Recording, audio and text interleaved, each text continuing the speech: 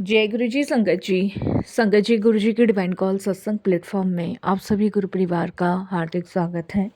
संगत जी, आज का जो शुक्राना सत्संग मैं आपके साथ शेयर कर रही हूँ, अविनाश अंकल का है। ये बहुत प्यारा और ब्लेसिंगफुल सत्संग है। मेरी विनती है आप सभी गुरु परिवार से कि सत्संग को अंत तक सुने, ध्यान से सुने, पूरा सुने। और संगत जी, आज का सत्संग सुनने के बाद आपके काफ़ी सारे सवालों के जवाब मिलेंगे। जब इंसान अंदर से टूट जाता है, बिखर जाता है, उसे संभालने वाला कोई नहीं होता, उस टाइम पे गुरुजी अपनी शरण में लेते हैं और कैसे कष्ट काटते हैं, कैसे दुखों से बाहर निकलते हैं, आज अविनाश अंकल के सत्संग के माध्यम से आपको पता चलेगा। इसके अलावा अगर आप भी अपने सत्संग अनुभव शेयर करना चाहते हैं तो हिंदी में साफ राइटिंग में आप अपना सत्संग लिखकर हमारी जीमेल आईडी पर सेंड कर सकते हैं, ताकि आपके द्वारा सुनाए गए सत्संग से जो भी गुरुजी महाराज की नई जुड़ने वाली संगत होगी, उन्हें गुरुजी के कल्याण, महिमा, अनुभव के बारे में ज़्यादा से ज़्यादा पता चलेगा। सत्संग आपको पसंद आए तो आप इसको लाइक कीजिए, चैनल को सब्सक्राइब कीजिए, वीडियो को ज़्यादा से ज़्यादा संगत में शेयर ज़रूर कर दीजिएगा और बेल आइकन दबाना बिल्कुल भी नहीं भूलिएगा, क्योंकि जब भी कोई लेटेस्ट सत्संग आएगा उसका नोटिफिकेशन आपके पास आएगा। तो चलिए संगत जी, सुनते हैं अविनाश अंकल के सत्संग को। सत्संग शुरू करने से पहले करते हैं गुरु जी का मंत्र जाप। ओम नमः शिवाय, शिव जी सदा सहाय। ओम नमः शिवाय, गुरु जी सदा सहाय। जय गुरु जी संगत जी। संगत जी, मेरा नाम अविनाश है और ये मेरा शुक्राना सत्संग है। परम पूजनीय गुरु जी महाराज की कृपा से मुझे शुक्राना सत्संग शेयर करने का मौका मिला है। अनंतम अनंतम शुक्राना मेरे गुरु जी महाराज का। संगत जी, वैसे तो गुरु जी का वर्णन कभी शब्दों में नहीं किया जा सकता, क्योंकि अनंत कृपा, अनंत ब्लेसिंग्स गुरु जी की जीवन में है मेरे। और आज एक और बहुत बड़ी कृपा गुरु जी ने कर दी है सत्संग शेयर करवा के मुझसे। तो मैं उनका जितना धन्यवाद प्रकट करूँ उतना ही कम है। साथ संगत जी, मैं अपनी लाइफ में इस कदर टूटा और बिखरा था कि मैंने डिसाइड कर लिया था कि मैं आत्महत्या करूँगा। और आज से 10 साल पहले मुझे एक जोशी ने कहा भी था कि आने वाला टाइम तुम्हारा बहुत बुरा होगा, जिसमें तुम अपनों से बहुत दूर हो जाओगे। तुम्हारे मन में अपने शरीर को त्यागने की एक मंशा भी जाहिर होगी। और उन जोशी ने मुझे ये भी बताया था संगत जी कि मेरे को कोई समझने वाला नहीं होगा। मैं जिसे अपना मानूंगा वही मेरे से दूर होता जाएगा। जितना मैं अपने आप को समझा के रखूंगा उतना मेरा जीवन थोड़ा सरल हो सकता है, लेकिन मेरा जो है अपना जो विवेक है वो अपने बस में नहीं होगा।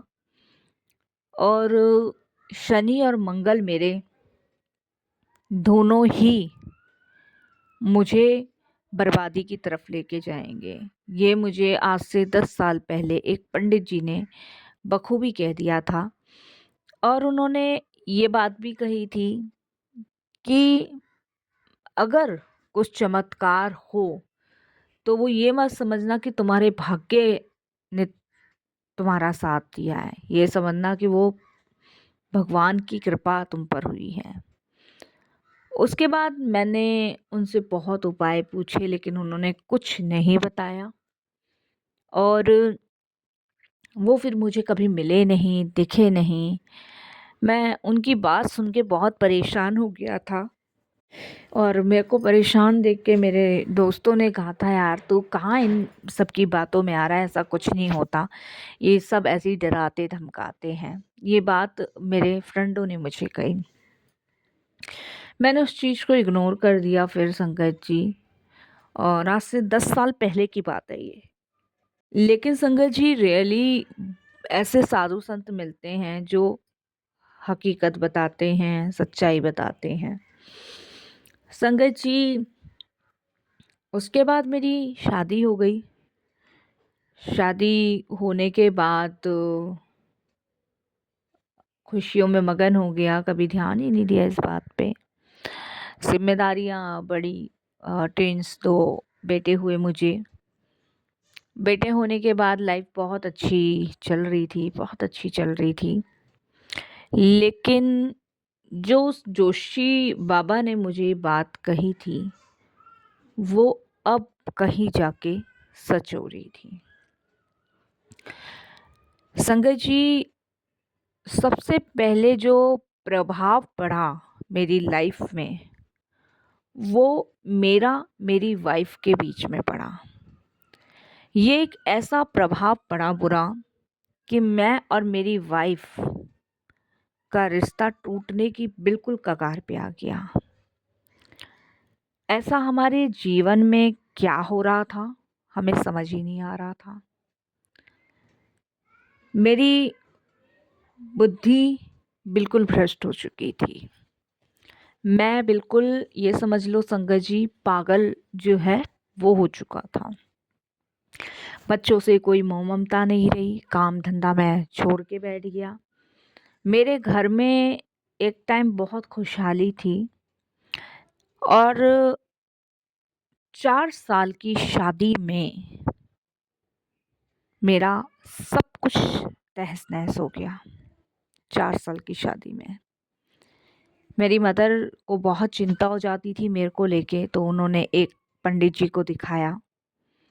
तो उन्होंने बताया कि मंगल और शनि इनके भाग्य में बैठे हैं, जो ठीक नहीं चल रहे हैं। 7.5 की सती है इन पे। और उन्होंने ये भी कहा कि दुख परेशानी बहुत झेलनी पड़ेगी इस समय ने। तो एकदम से मेरे माइंड में वही चीज़ आज से 10 साल पहले वाली क्लिक हुई। मैं बहुत इस चीज़ को सोच के घबराहट में टूट रहा था कि मेरे साथ ऐसा सब कुछ हो रहा है, वो सच हो रहा है। एक के बाद एक के बाद एक के बाद संगत जी, ऐसे बर्बादी के रास्ते खुलने लगे जहाँ से लौट के आना बड़ा मुश्किल था। मेरे लिए ये सारी की सारी चिंता का विषय बन गया पूरी तरह। उसके बाद दुखी और परेशान तो मैं बहुत था। लाइफ बिल्कुल बंजर सी होती जा रही थी। और संगत जी, ये बात मैंने अपने दोस्तों से शेयर करी। मैंने अपने फ्रेंडों को सारी बातें बताई कि यार वो जो हमें उस समय वो मिले थे, और आज मेरी लाइफ में वही सब कुछ हो रहा है। क्योंकि मेरी हालत ऐसी हो गई थी संगत जी, ना मरने की ना जीने की। बार बार मन में यही ख्याल आते थे कि आत्महत्या कर लूं, आत्महत्या कर लूं। मतलब मेरी बुद्धि, मेरा विवेक, सब कुछ टोटल खत्म हो चुका था। कुछ सोचने समझने की क्षमता ही नहीं रह गई। किसी काम में मन नहीं लग रहा था, हर काम गलत, हर काम ही गलत हो रहे थे। तब मेरे दोस्तों ने मुझे कहा, अरे यार तू भी कहाँ उस बाबा की बात में, वो 10-15 साल पुरानी है, छोड़ना, कुछ नहीं है, तू परेशान मत हो, भाभी को समझा, बात कर, फैमिली में बैठ के बात कर, सब सही होगा। मैंने कहा यार नहीं, कुछ तो है, देख आज से पहले मेरे मन में कभी कोई गलत ख्यालात नहीं आए, लेकिन आज मेरे मन में गलत ख्यालात आ रहे हैं, तो क्यों? मैंने अपने दोस्त को कहा कि भाई मुझे कुछ समझ नहीं आ रहा, क्या करूं क्या नहीं करूं।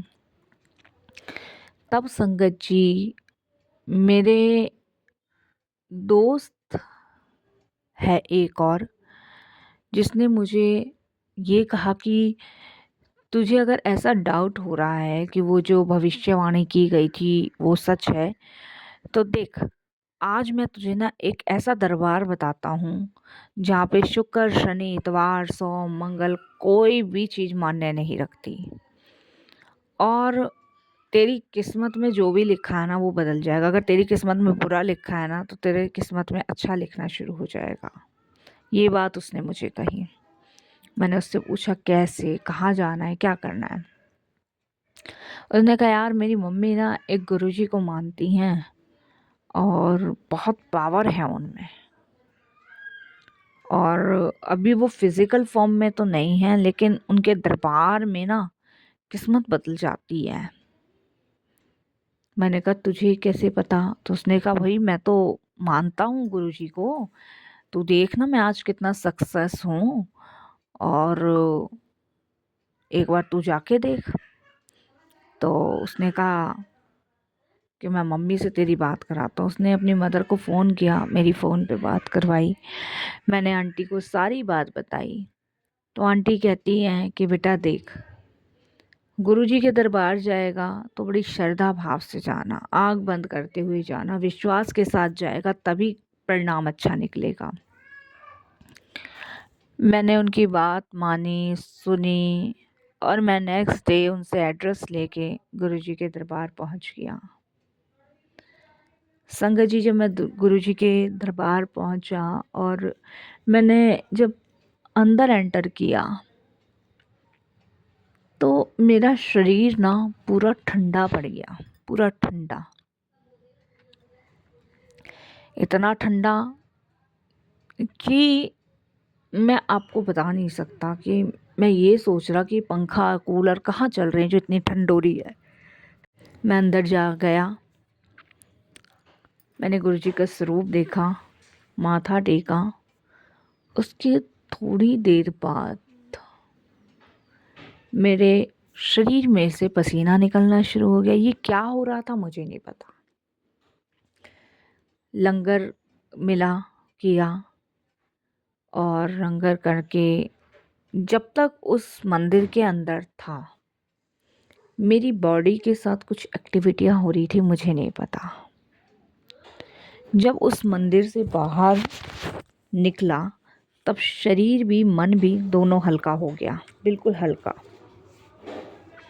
उसके बाद संगत जी, जब शरीर मन सब कुछ हल्का हो गया तो मैं घर जाके उस मंदिर और गुरुजी के बारे में सोच रहा था कि संगत जी एकदम से मेरे कमरे के दरवाजे की जो खिड़की है, मेरे कमरे के दरवाजे के बराबर में खिड़की है, वो बंद थी। और एकदम से जब मेरे को फ्रेगरेंस आई और वो खिड़की तड़ तड़ तड़ तड़ देनी आवाज़ करने लगी, बंद खिड़की। इससे संगत जी मुझे ये आभास हुआ कि कुछ तो मेरे कमरे में है। और मैं मन से कहने लगा, गुरुजी क्या आप हो क्या कमरे में? उसके बाद संगत जी एकदम से वो खिड़की बंद हो गई। नेक्स्ट डे मैंने अपने फ्रेंड की मदर को कॉल करके सारी बात बताई तो उन्होंने मुझे बताया कि गुरुजी का संकेत होता है आना। उसके बाद संगत जी मैंने गुरुजी के दरबार जाना शुरू किया। मन हल्का रहता था, दिमाग शांत रहता था।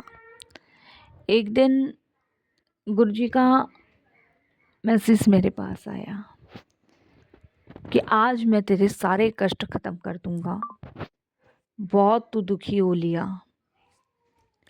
आप बिलीव नहीं करोगे संगत जी, उस रात मुझे एक ड्रीम आया गुरुजी महाराज का, जिसमें मैंने देखा कि मेरे को शनिदेव और मंगल देव एक तरीके से घेर के खड़े हुए हैं और मुझे एक खाई की तरफ लेके जा रहे हैं।